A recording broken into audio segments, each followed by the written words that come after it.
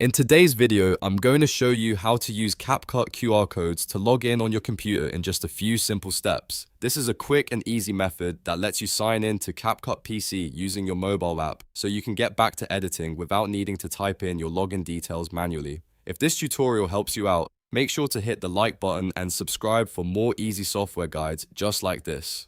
Alright, let's jump right in. First, open CapCut on your PC. Once CapCut is loaded, look at the top left corner of the screen and click on Sign In. This is where you'll begin the login process. After that, CapCut will give you a few sign-in options. What you want to do is click Use QR Code. This will generate a QR code on your screen that you can scan with your phone. Now pick up your mobile device and open the CapCut app.